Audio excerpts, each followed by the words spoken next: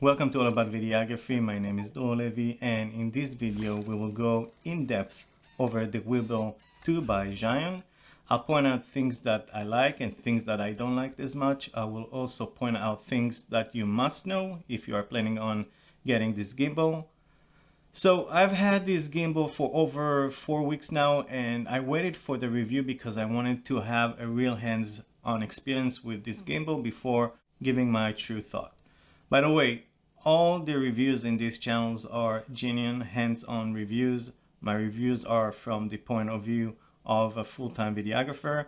I did not start my videography career here on YouTube. I've been doing videography for over 17 years, so please consider subscribing to this channel to get a real life hands-on videography gear reviews. So let me tell you what I think about the Weebill 2. I like it, and I like it a lot, and let me tell you why. It is a small footprint gimbal that can carry heavy lenses with no problem. This is the Feiyutake 2000S, which is a much lighter gimbal. The Feiyutake with an A6500 and a 10-16mm wide lens feels like a feather. Now look at both of them side by side. You will see they are both pretty much the same size. But again, the Weebill 2 is not as light as the Feiyutake 2000S. It is not super heavy, but it has some weight to it. And the reason for that, it is a much more robust gimbal. Its payload is 8.8 pounds. To give you an indication, it could carry the Sony a7 III with a Sony FE 90mm micro G lens, which is the heaviest prime lens Sony has for mirrorless cameras. I tested it with the 24-105 f4 zoom lens, which is relatively heavy lens. It's almost 1.5 pounds. It is also awkward lens to carry on a gimbal because of the extending of the barrel. So if you balance it when it is on 24mm and later on zoom it to 105, you will not need to rebalance the gimbal. The motors are powerful enough to compensate for the front heavy excess weight. Now, if you are still worried about burning out the motors, there is a way to check the loads on the gimbal. In the menu, you will find balance check. So the way it works, the lines here are the zero balance. Anything to the right or left will be out of balance. Ideally, you want it to stay just like that. This is a perfect balance. So if you see a blue on the line, it is still in the acceptable spectrum. After that, it turns yellow, which means there is some stress on the motors. The motors can get warm and the battery will drain faster. After that is red, which is not acceptable. Now, the experience I had with the 24-105 extended all the way to 105 was a bit over the blue, just getting to the yellow spectrum. So in my case, if I had to keep it on 105 all day long, I would rebalance the gimbal. But if it is just zooming here and there, then I'll leave it the way it is. Now you can always auto balance it again to see if you're getting a better result. Otherwise, you will have to rebalance the gimbal again. This is a procedure you should follow every time you balance the gimbal. And actually, Zhiyun also recommends you to do auto calibration every time you balance the gimbal. They also recommends you use auto calibration rather than do it manually. The auto calibration will change the motor torque according to the load of the gimbal, and it's pretty much accurate. If the gimbal does not respond well after the auto calibration, then you should tune it manually. Next, I would like to talk about the joystick, which I really like. With all the gimbals that I owned and tested, I could not disable a specific axis of the joystick. What if I wanted to only use the tilt axis or only the pan axis, maybe just disabling the roll axis? I couldn't do it, and I don't see why they couldn't add that function to the gimbal. When I dug into the menu of the Weebill 2, I found that you can adjust the speed of the joystick on the axis until 0 speed, which means no movement, and that means disabling the axis that you want. Now, for me, it is a great deal because of the B-rolls that I take. Let me show you. I like to do this movement with the gimbal, and I do it quite often. The problem I had was I could not control the tilt movement 100%. My finger will always move the joystick a bit to the left or right, which bend the gimbal while tilting, and that will make me do the same movement over and over until I nail it. With the Weebill 2, I left only the tilt axis active, so now I don't have to be precise with moving the joystick tilt axis. It will always work. So if you go to the menu under the stabilizer settings, to the parameter settings, and then to the joystick responsive, you will see it has 3 speed presets. At the bottom of the menu, you will see the custom settings, and that is where you can customize the speeds for each of the joystick axes. Now, to disable the axis, you just bring the speed to 0. But you need to keep in mind the changes to the joystick setting will also reflect on the app joystick. Now, if I wanted to do some acrobatic movement with the gimbal, I can always readjust the speed on the other axis. So a lot of flexibility here. Another thing to mention is the joystick's sensitivity. It is excellent. You can bring it to the point that it's almost does not move, but it does move very, very little. So that works great. As you can see, I don't go from top to bottom. I go by what made my life easier while using this gimbal in the past month. Another thing on this gimbal that will make your life easier is the mode switch lever. It is one of the things that makes the Weebill 2 a friendly user gimbal. So rather than a push of a button to change the modes or a click on a touchscreen, the gimbal has the old mechanical way to change the modes, and I like it a lot. It's intuitive and it's perfect. You will not change the mode by mistake. So this selector has 3 modes: pen follow mode, lock mode, and follow mode. Probably the most common modes. If you wondered if the selector could be custom to other modes, then no. Now there is a bug with the lever mode. There will be times that when it is selected to lock, it will not lock. When that happens, you will need to move the lever to another mode and then bring it back.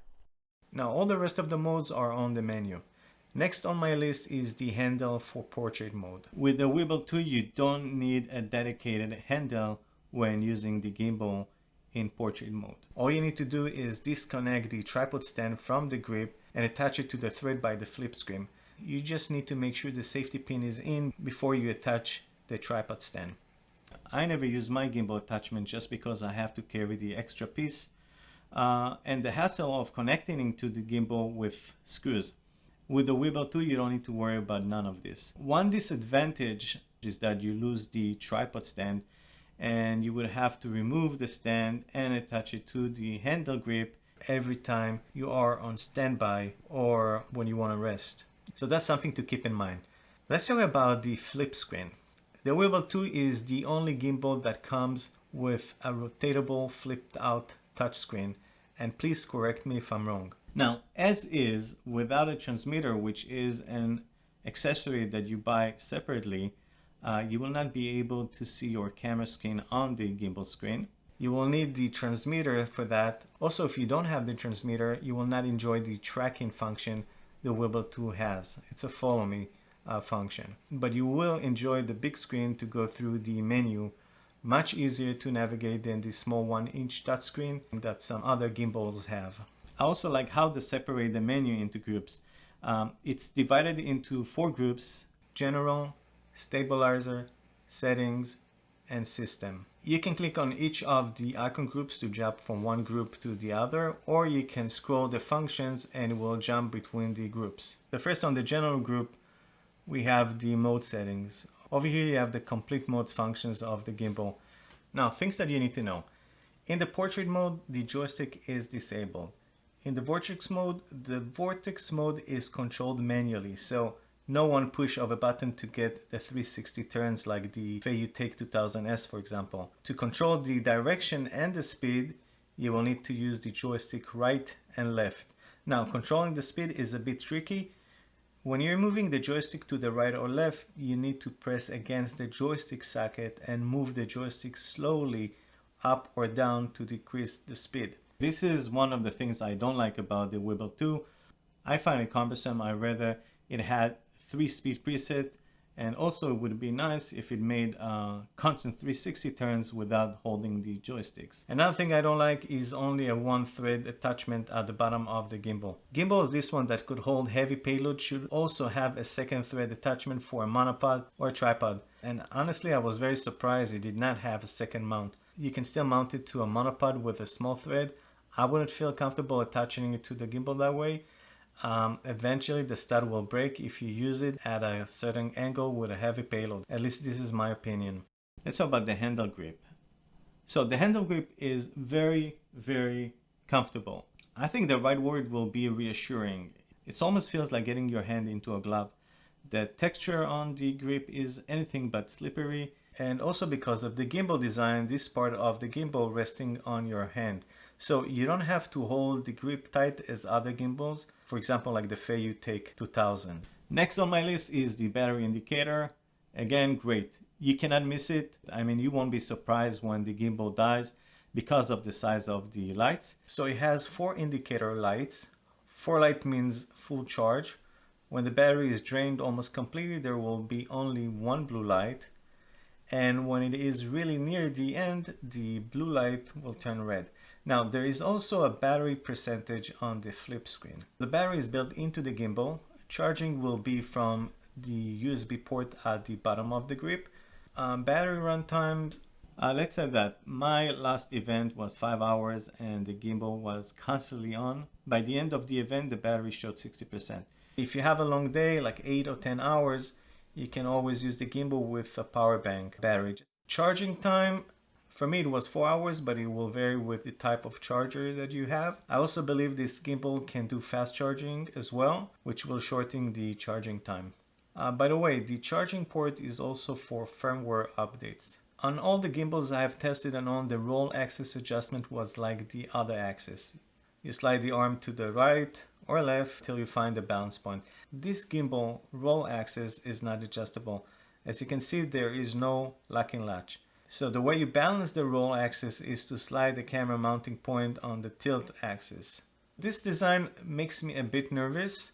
If you look at the bottom, you will see the camera is halfway hanging in the air. It is still locked strong, but it does not sit flush on the entire arm. It's not going to fall if the latch gets loose since it has a stopper, but I still wish it did not hang halfway. Next on my list is the camera mount plates. The mounting plate is actually 2 plates. There is the small plate that is screwed to the camera base, and then there is the Manfrotto style plate that is screwed to the small plate with 2 screws. I'm not too fond of it. It is too permanent for me. For whatever reason, if you had to remove the plate, you would have to remove 2 screws to remove the Manfrotto plate and another screw to remove the small plate. It would be much more comfortable if the small plate and the Manfrotto plate were one piece. But then again, if you use Manfrotto plates on all of your accessories, then it is totally fine. In my case, I mounted a quick release plate, so it is not big of a deal for me as well. So the Weebill 2 has 4 locking latch mechanisms. The first one is for the quick release plate. The second one is for the plate base. The third one is for the sling grip handle. And the fourth is for the pen axis. Now what you need to know, the fourth latch is a ratchet style latch. If you tie the latch all the way and the pen arm axis is still loose, you will need to lift the latch and move it backward, then retightening the latch. I can tell you it's not always intuitive. Sometimes you will do that and it will still not lock it. I couldn't pinpoint why, but I had to do it over and over until it was tight enough. So just something to remember. So if we are already talking about the tilt arm, let's talk about what we have on the arm. First, unlike the other arm latch locking mechanism, the tilt axis arm has a locking lever. It also has a ruler for reference, just like the pen arm has. For some reason, the roll adjustment does not have anything to mark the locking point. On the arm, you will also find 3 USB-C ports. The ports on the back is the camera control port. The upper port on the arm front is follow focus control port, and the one beneath is the follow focus and image transmitter port. Next, we have the axis lock on each of the arms. The lock prevents the arms from moving while in storage. I also use it to lock the axis when I balance the gimbal. I mean to lock only the axis, I don't balance, then unlock each other time. You can also lock the axis when the gimbal is turned off. But don't forget to unlock it before turning it on. If you forget to unlock the gimbal, it will beep and stop working, And when that happens, you will need to restart the gimbal. First unlock the axis and then restart the gimbal. The locks are a cone shaped, and that makes much easier to find when compared to other gimbals with the slide button style. Next is the control wheel, which is very solid and very comfortable to the touch. It has a bit of resistance, maybe a bit more than I like, but maybe it is the perfect resistance for pulling focus. Now, as far as controlling the gimbal with the wheel, the only thing you can control is the roll axis, nothing else. You can custom the wheel to other functions if your camera is compatible with the gimbal, like controlling the aperture, ISO, and shutter speed. Next, we have the trigger button at the front of the gimbal. Nothing special about it. 2 clicks will reset the axis and 3 clicks are the selfie mode. And there's no way to custom the trigger. So one more complaint I have is the power button. I'm always searching for it. It is flush with the frames, so at least for me it's hard to find in the dark. I reviewed the Zhiyun Crane 2 last year. The Crane 2 could also carry heavy lenses like the Weebill 2, but it is a much bigger gimbal and heavier. I mean, it could carry a 70-200 less, and I mean literally. So the Gimbal 2 is almost the perfect gimbal for size to load ratio. Now, as far as performance, it is a good gimbal, but I would suggest you go through all the settings and dial the gimbal with different lenses or for different use styles to get the best results. And I'm not talking about balancing the gimbal. I'm talking about the speed and sensitivity of the gimbal in different modes. And that's it. I hope you find this video informative. If you did, please click on the like button and consider subscribing to this channel. Thank you so much for watching, and I'll see you in the next video.